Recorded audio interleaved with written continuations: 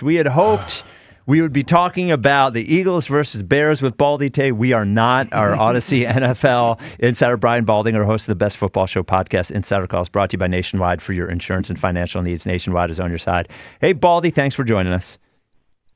Spike, Ike, thanks for having me. Appreciate you having me on here today. Talk about, funeral, whatever's going on right now in Philly. Yeah, well, the NFL offseason moves so quickly that you can't really spend too much time worrying about what happens Sunday because there's so much looking forward to. So why don't we take a minute just to talk about what did happen?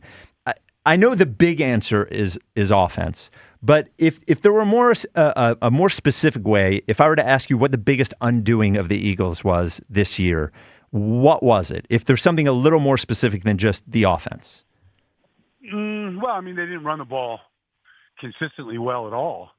Even on Sunday against San Francisco, an undermanned defense, starting Garrett Wallow and Eric Hendricks making their first NFL starts this year. They didn't run the ball well. They had too many negative runs. We saw a bunch of them, and too many runs on 1st and 10 that gained a yard. And so, the running game, I thought, was really bad. And it never really, outside of a couple individual runs by Saquon, maybe a pop or two by Tank Bigsby, it never was a consistent ground game that we've seen the way they had a year ago, the way other teams have. Buffalo, other teams that are, consistently pretty good. San Francisco. We never saw that really take place in Philadelphia this year. So, go ahead, Ike. No, I was just going to ask Baldy, do you think that's, Baldy, more of the health, or do you think skill has started to decline? These guys aren't that old with the exception of Lane. These guys are either young or starting to enter their prime. I'm just wondering, was that due to them being not healthy this year, or did we take a step back, or are we starting to decline from a talent standpoint? No, it's a good question, Ike. They did play 21 games last year. Mm-hmm. I do think that there's some wear and tear on guys, even young guys. Malata is still fairly young, but he's played a lot of football, a lot of postseason football. Yeah. And he was definitely beat up, and he didn't, he never said anything about it, never heard a complaint from Jordan. But certainly Landon Dickerson was beat up. Just going back, Ike, to preseason, we had that scope in his knee. Yep. And he was back out there, without really missing any time. He never really recovered from that. Juergen's back, we know is bad. And obviously Lane, missed the last, 6 games or so. He was fine up until basically that point, but he did have the neck issue this year, and then, the Liz Frank. So, the health was a real concern up front. I don't see any drop off in Saquon. I saw him make some cuts last week. I thought were every bit the type of cuts he made a year ago. Mm-hmm. We saw him break off even on that opening drive, break one off, for 30 off right side. He looked like he hasn't lost anything in the speed department so far. Yep. So the Eagles move on from Kevin Patullo. I guess just to look in the rear view one more time, when the offense doesn't perform, look, somebody's got to do something, right? But how much of the failure of the offense this year, given that most of the issue is the running game, how much of that is on Patullo himself, do you think? I think there's some that he can certainly be responsible for. There's not a lot of creativity in what they do.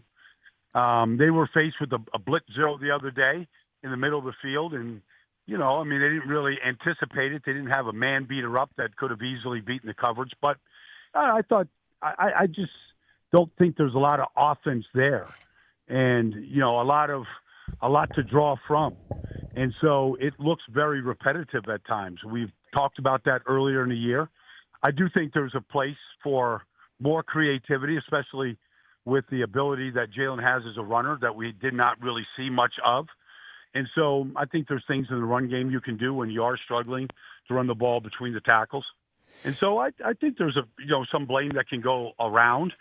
And then, just looking at other offenses around the league, you have to continue to advance that part of the game the way, say, Kellen Moore did a year ago, the way Shane Steichen did, for a year or two. I think there's room for improvement there.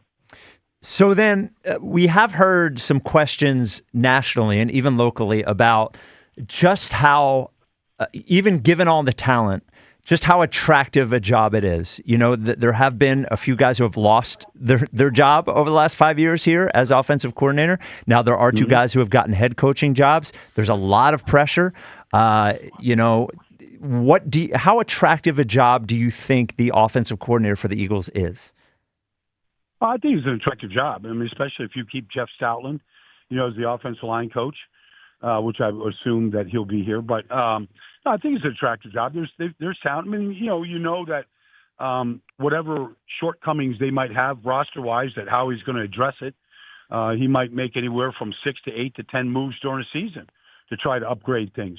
So, you know, you got that going for you. Every coach that comes through here and, you know, is going to talk about the fan base and the media and, you know, what they're going to ride you on. I mean, Kellen Moore has talked about it. Doug Newspire talked about it. They've all experienced it.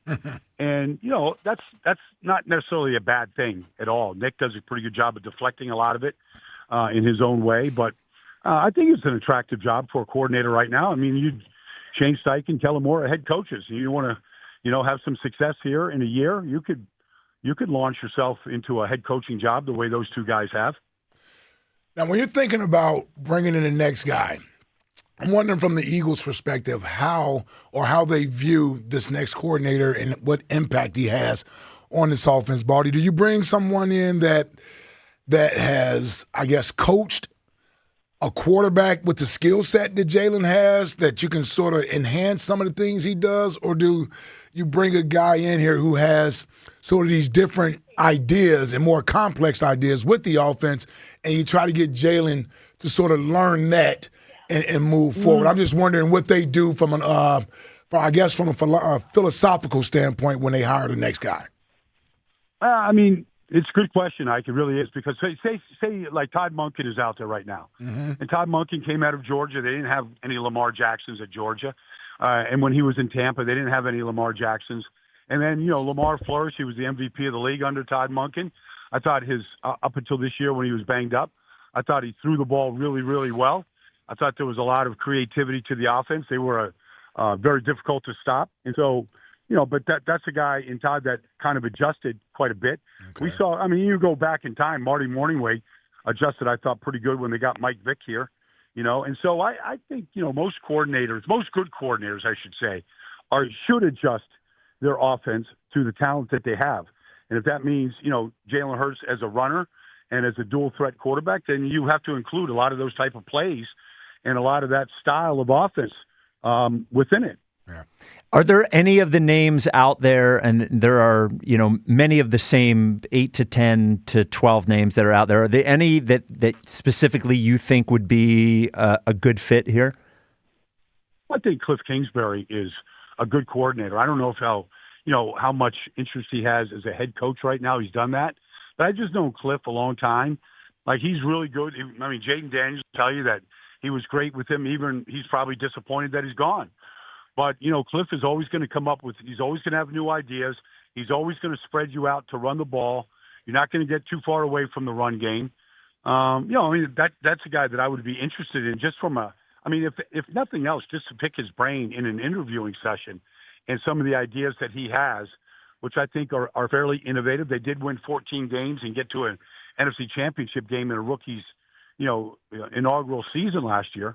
I he did some good things with Kyler Murray, you know, that got him to the playoffs. So I think Kliff is a guy that I would definitely talk to. Well, Baldy, the season didn't end the way we hoped. I think we all sort of had the feeling in the back of our gut that as the season ended, we were crossing our fingers and hoping, but the way it ended wasn't a total surprise, because the way it ended was sort of the way it went all year. But you were great all year, and it's so great to have you on during football season. So just wanted to say thank you. We appreciate it, and we look forward to another ride next year. Appreciate it, brother. Let's do it again, Ike. Yeah, Ike and Pike, let's do it again next year. I mean, honestly, I enjoy coming on with you guys. The offense, it just never really looked like it got fixed all year long. It felt like we were talking about the offense every single week, whether they won or lost. It was still a topic of discussion. Nobody, just the eye test without getting in the weeds about the offense. It never felt like it really just took off, and it was a consistent force. And, And so here's the changes that have already begun. All right, Baldy, thank you as always, and have a good one, man. Appreciate it, brother. Okay. There he is, Odyssey NFL insider Brian Baldinger, host of the Best Football Show podcast. Insider Call is brought to you by Nationwide. For your insurance and financial needs, Nationwide is on your side.